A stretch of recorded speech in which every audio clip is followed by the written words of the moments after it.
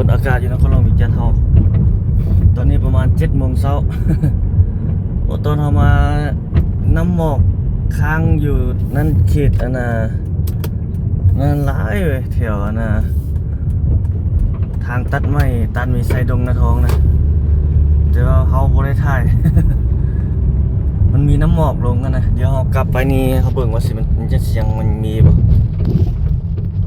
อายน้ำหมอกอยู่ตามทุ่งหญ้าโอ้หลายเมื่อเช้านี่เอามา6 โมงครึ่งเนาะตอนนี้7 โมงแล้วมันก็น่าจะเวอร์จอดจางเอาแล้วแหละอยู่ทุ่งนายังมีนี่ทางนั้นก็ยังมีเมาๆอยู่เช้านี้ที่เวียงจันทร์มีน้ำหมอกตกเนาะมื้อนี้เป็นวันที่10ทุกคนเดือน1/2026อันนี้เราอยู่เขตเมืองไซธานีมุ่งหน้าไปทางเขตเมืองสีโคตรตะบองการสัญจรยามเช้าถือว่าหนาวเลยอยู่ในรถนี่12 องศาเนาะ12 องศาออกไปนอกกันน้ำโมง10นี่แหละอุ่นเนาะอยู่ในรถนี่ บ่ได้เปิดแอร์เลยแต่ว่าออกไปนอกนี่หนาวเย็น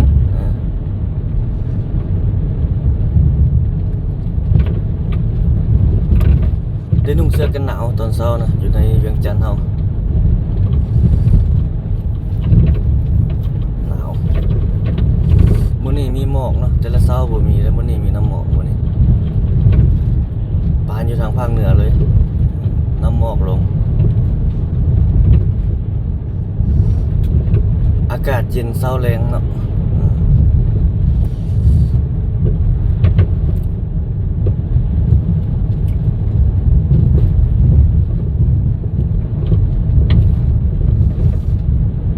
คนกำลังเข้าส่งผู้โดยสารไปด้วยรถไฟหลายอยู่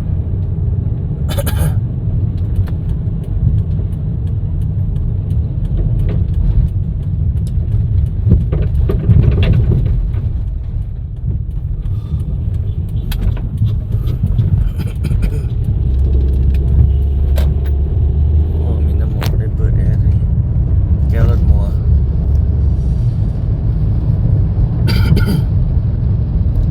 ถนน450 ปี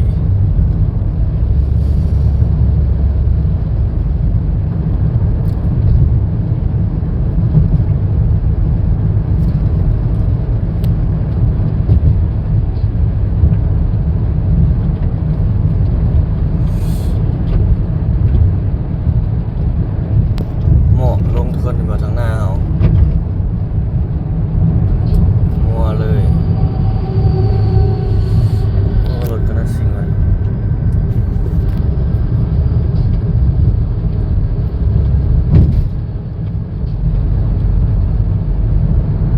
มีทางทุ่งไร่ทุ่งนามีน้ำหมอกกาม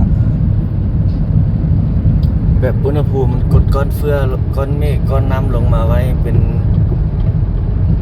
อยู่ทางลุ่มบ่ได้มีหนองมีน้ำมีอย่างพงนี่มันจะเป็น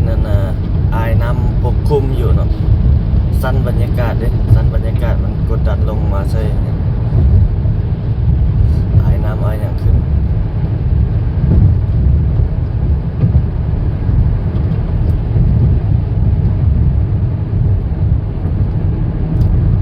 การสัญจรรายวันทุกคน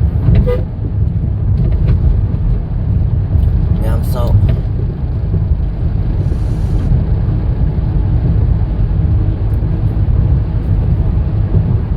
วันนี้เป็นเช้าวันที่10 เดือน 1/2026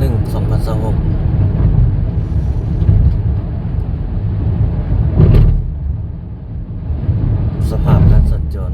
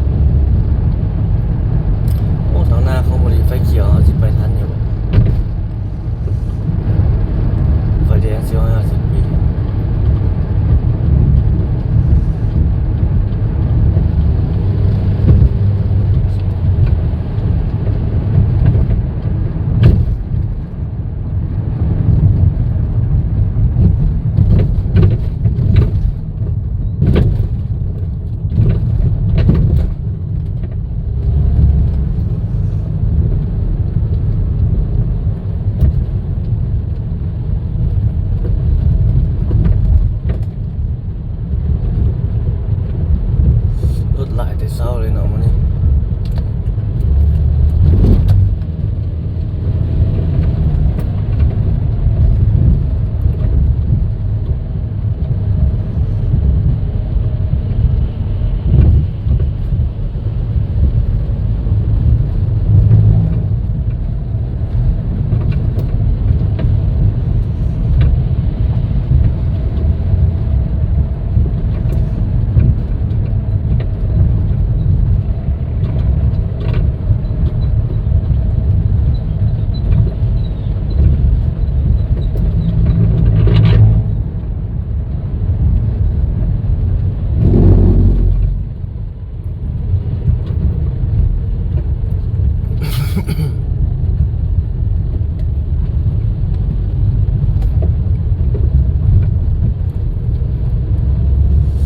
ี้วันเสาร์เลยทุกคนวันนี้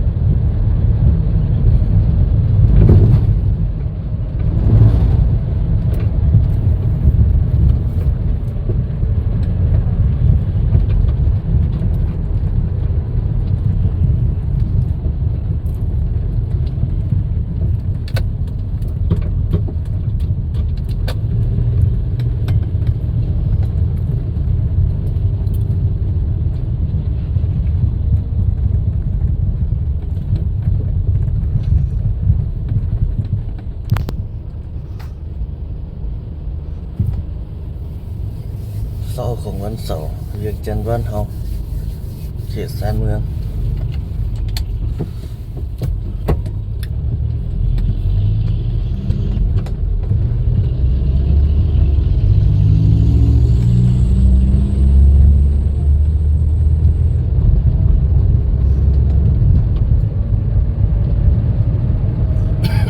ดงๆมอซอเส้นนี้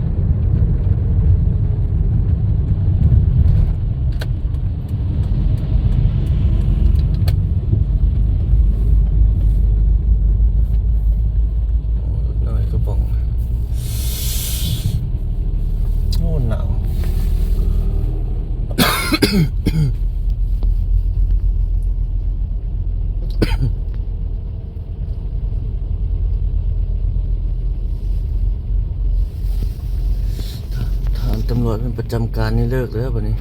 แล้วกองประชุมแล้ว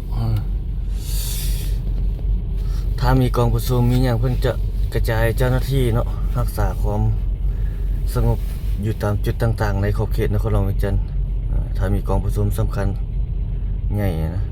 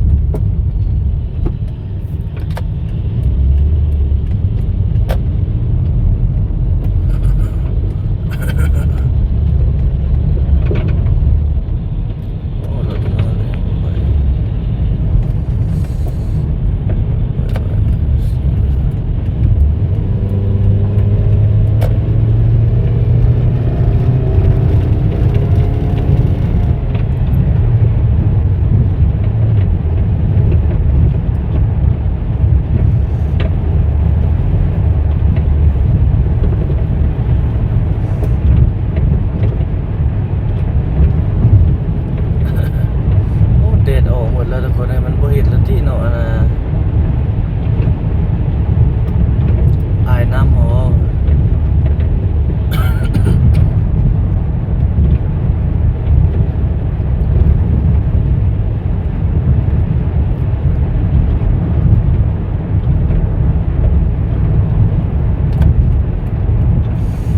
เข้าทางตันไม้ดงนาทองตันมีไซดงนาทองเข้ามาแต่ทางตันมีไซโมนาไปทางดงนาทองแต่พอฮอดดงนาทองฮอดเขตวงเวียน คือเก่าทุกคนนี่อัปเดตเด้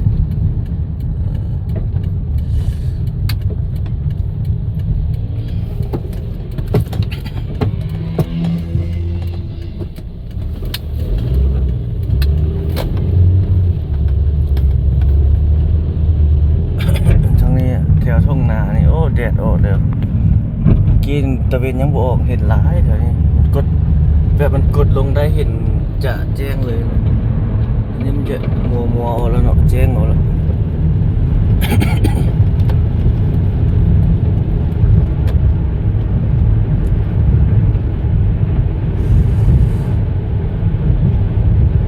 มื้อเช้าอยู่ดำมันนี่เต็มเลยนะมื้อเช้างามเลยได้ปานทะเลหมอกนะมันอยู่ดำมันอันนี้มันกระจายขึ้นสูงเลยแล้วตะเวนออกแล้วมันอายน้ำเริ่มขึ้นแล้ว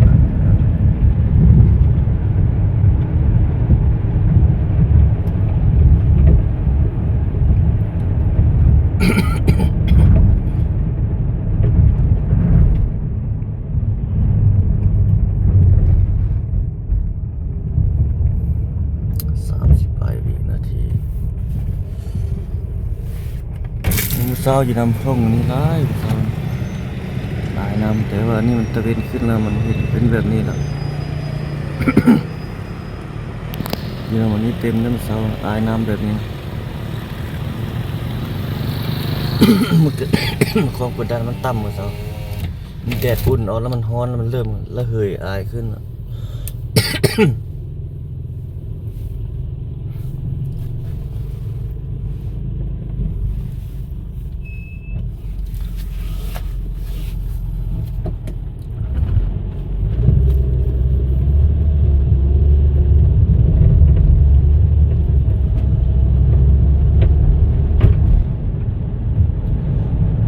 ทางบนนี่ก็งามได้มาเซาเลยนะโอ้เสร็จโบราณไทย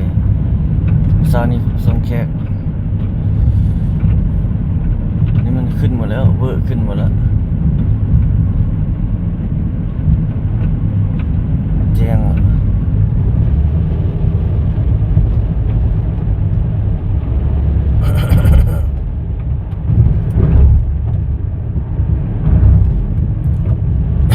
โอ้เป็นไง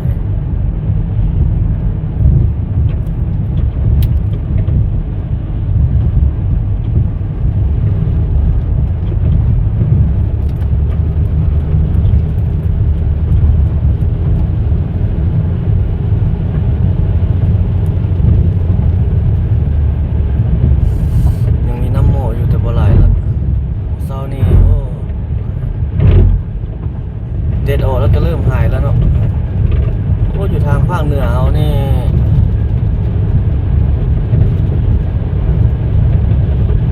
10อันน่ะนี่ตอนนี้ยังเห็นอยู่แต่บ่ละหมอก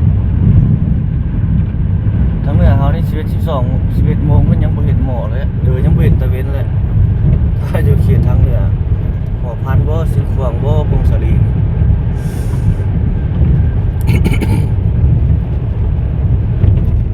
อะไรก็มีแล้วนะ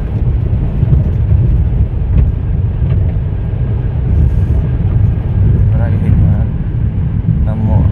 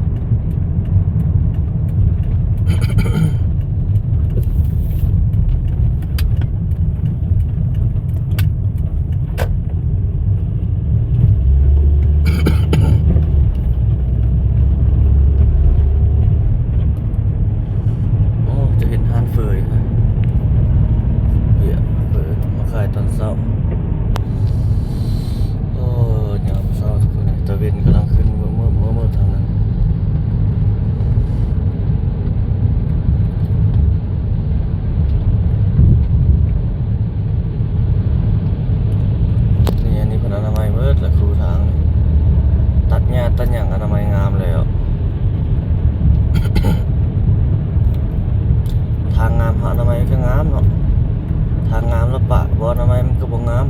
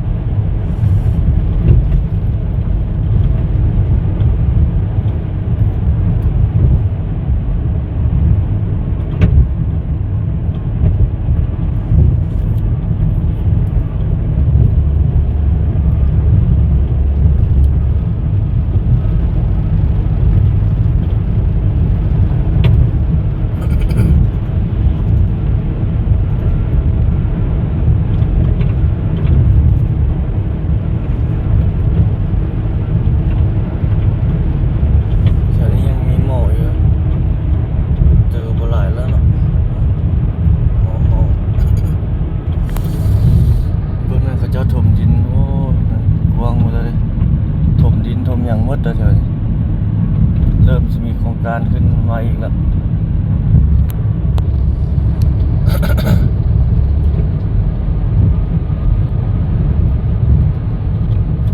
แม่นแต่ธุรกิจห้างร้านคนจีนอยู่นะเดี๋ยวนี้สุดหลายเลยแหละว่าเป็นสุดหลายเลย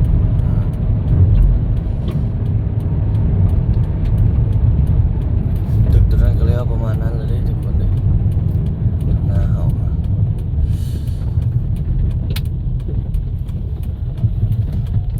สั่น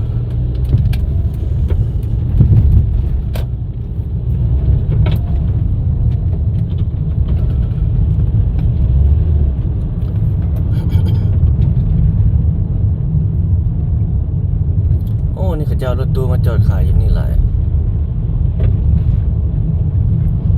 นี่รถตู้มือสองตู้เกาหลีวะ